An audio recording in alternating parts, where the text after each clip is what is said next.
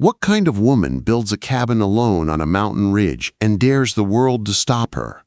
That was the question echoing through the pines long before anyone ever spoke it aloud. Norah Bellamy swung her hammer again, steady and sure, each strike ringing through the quiet woods. Her arms ached, her palms were blistered, and her breath came in sharp little clouds. But she did not slow down. She had promised herself she would finish this cabin before the snow came, and she meant to keep that promise. The frame of the house stood tall behind her, rough pine glowing under the cold light. It wasn't much yet, just walls and beams and dreams, but it was hers. People in town said she'd never make it. They said a woman alone couldn't survive a winter this far up the ridge. They whispered that she'd come crawling back before the first freeze. But Norah wasn't building this place to prove anything to them.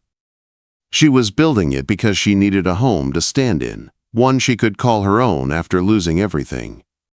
Up on the ridge above her, Calder Boon pulled his horse to a stop. The wind carried the sharp ring of Norah's hammer all the way to where he sat with his little girl.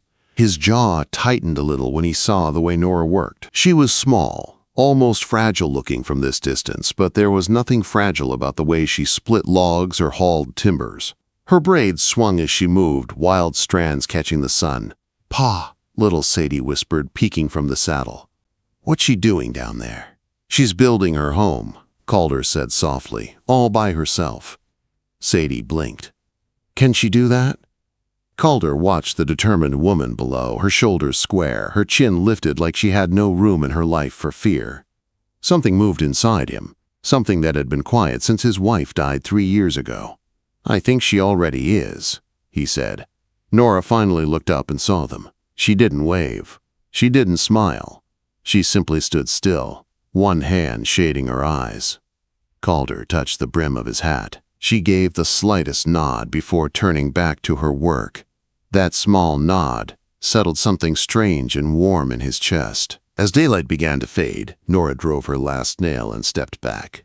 Her muscles ached, but it was the kind of ache that felt earned. She walked inside the unfinished cabin and knelt beside a small wooden box she kept hidden under a plank.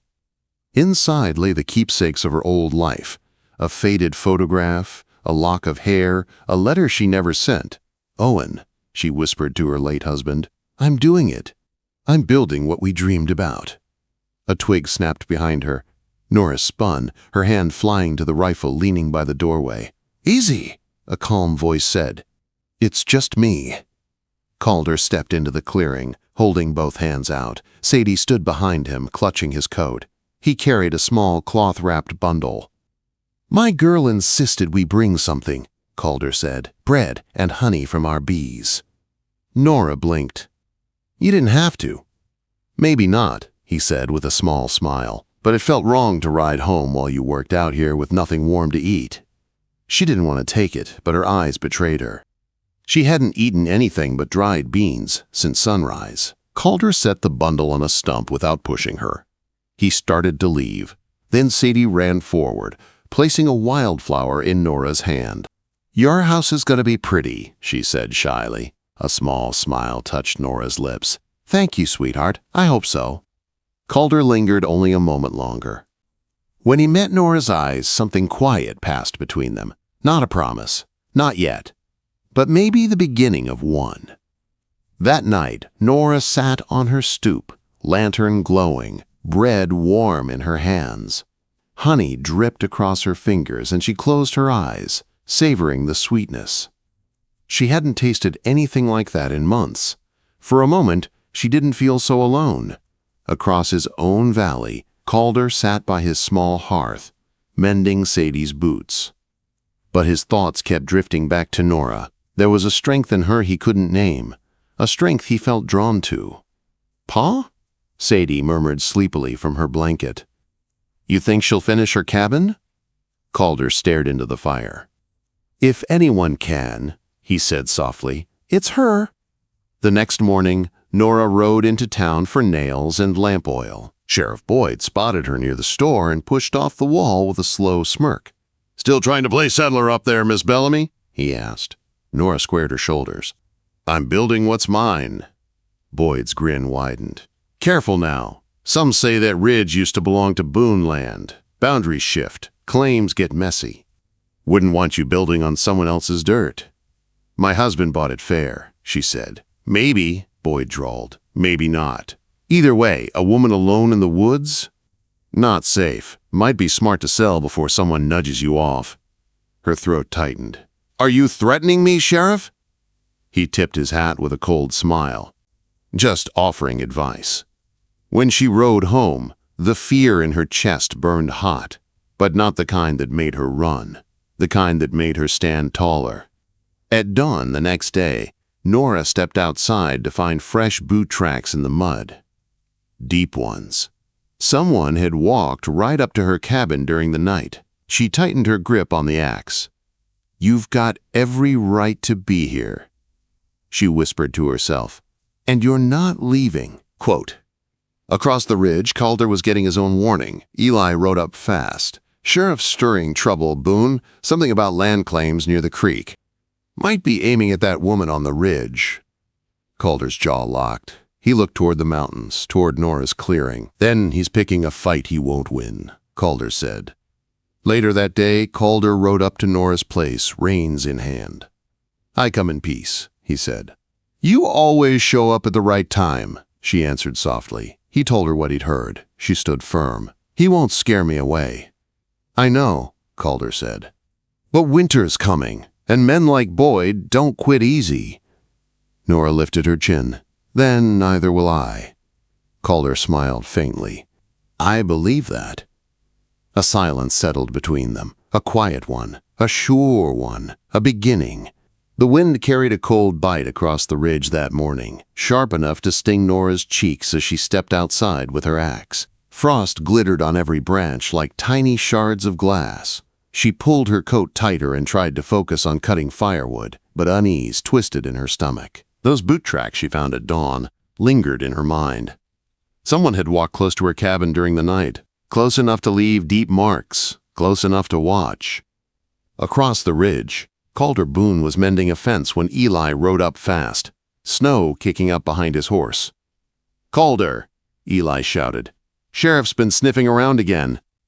Talking to some men near the timberline. Calder's shoulders stiffened. What about? Eli shook his head. Didn't say much. Something about land rights up near the creek. Something about a woman building where she shouldn't. Calder's jaw tightened. Norah Bellamy's land is deeded proper. My father sold that tract long before she came here. Eli nodded. Boyd'll twist anything he can. Town's whispering he wants the ridge for himself. Calder looked toward the mountain where smoke from Norah's cabin curled into the sky. Something settled heavy in his chest. Not while I'm breathing, he said quietly. Later that day, Norah was hauling water from the creek when she heard the crunch of hooves on frost. Her grip on the bucket tightened until her knuckles turned white. She spun toward the trees, prepared for the sheriff.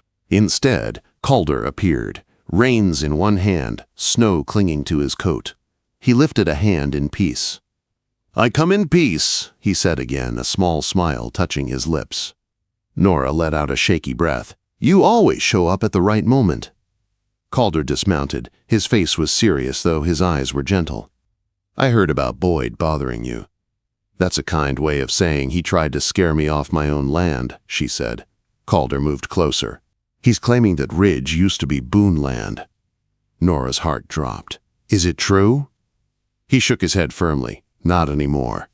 My pa sold that land before the war. Your husband bought it fair and honest. I have no claim on it. Norah looked down, brushing frost from her sleeve. Relief washed through her, warm and sudden. Then why is Boyd trying to make trouble? Calder's voice dropped low. Because he can. Boyd likes folks to depend on him. And you're not playing along. Makes him look small.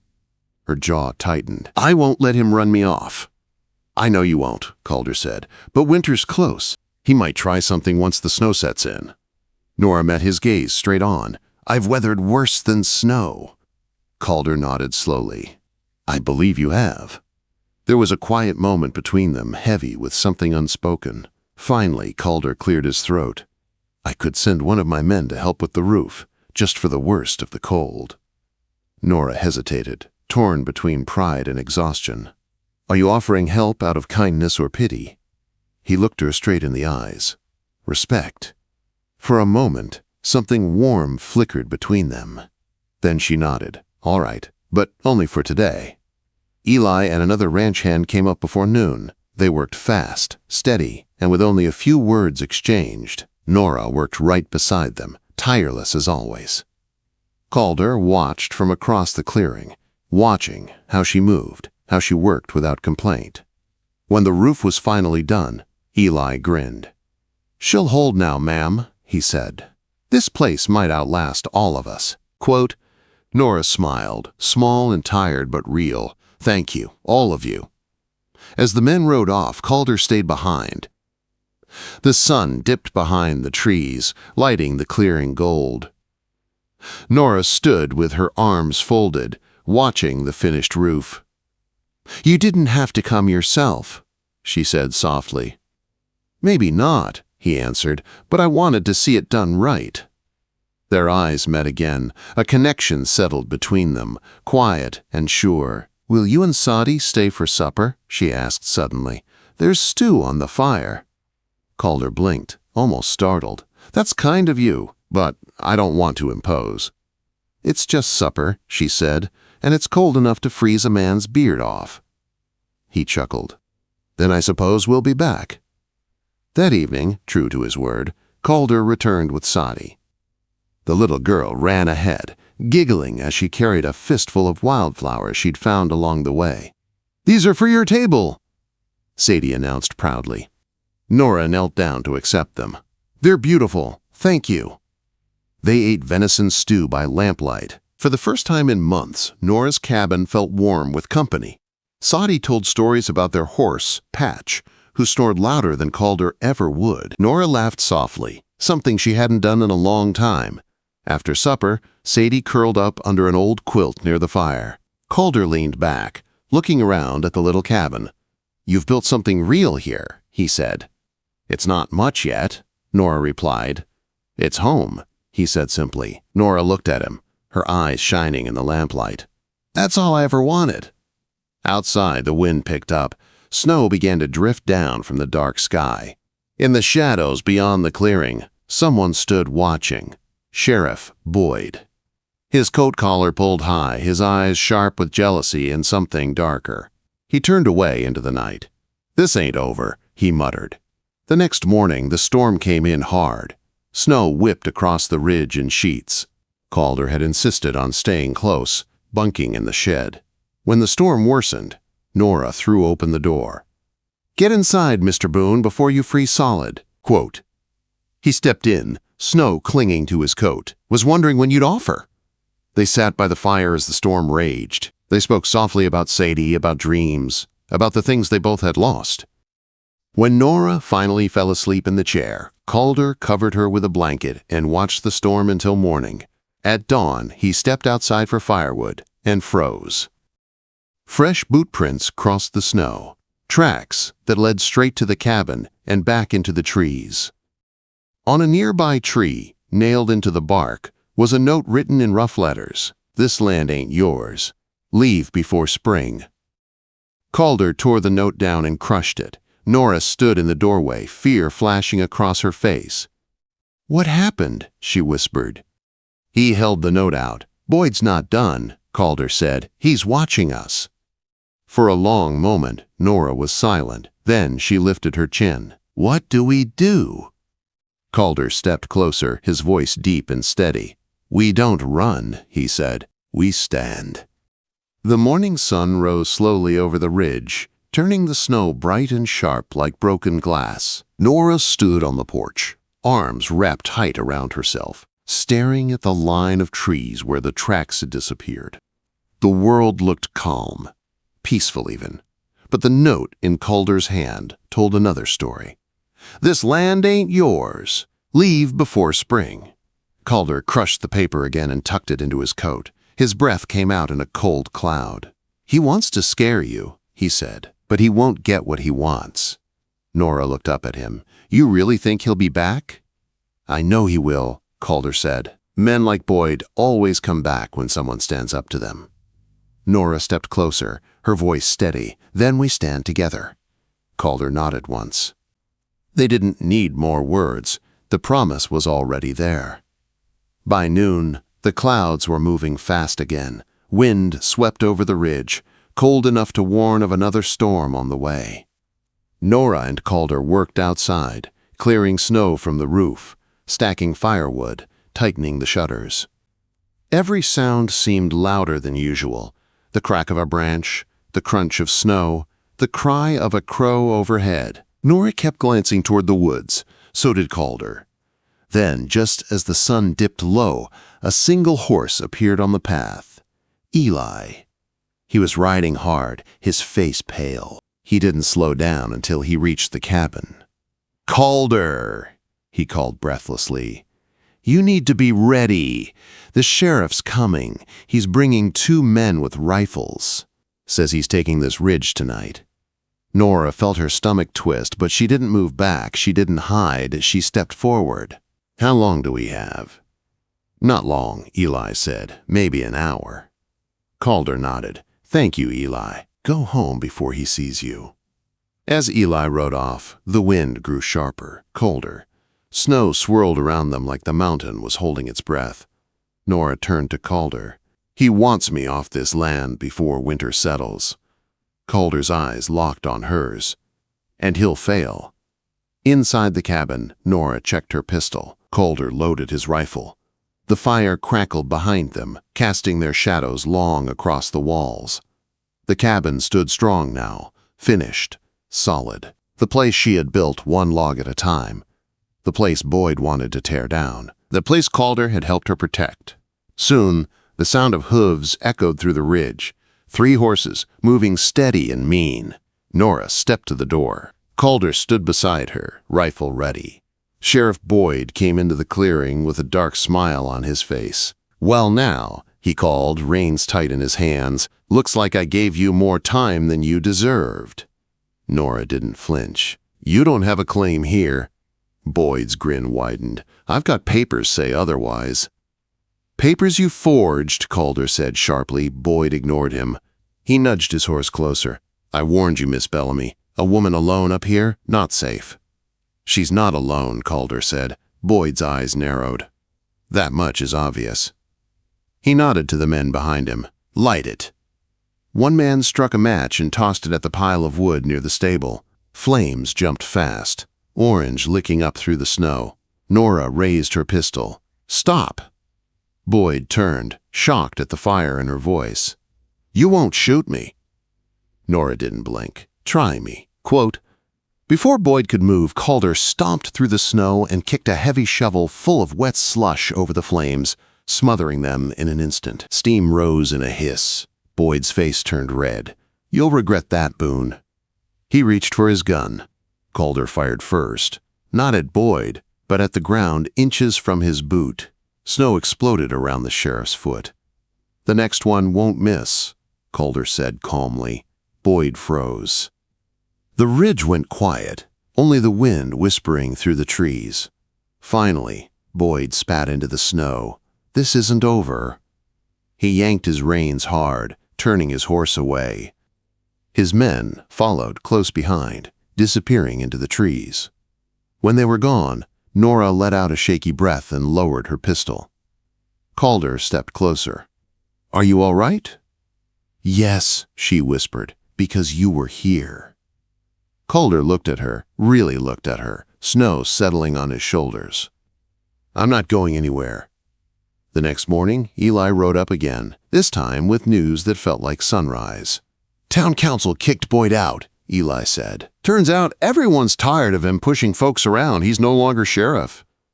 Norah closed her eyes in relief. Calder clapped Eli's shoulder. "Thank you." With Boyd gone, the valley seemed to breathe again. Days passed with peace instead of fear. The sun returned. Snow melted slowly from the cabin roof. Sadie came up the ridge often, her laughter filling the clearing like music the mountains had never heard before.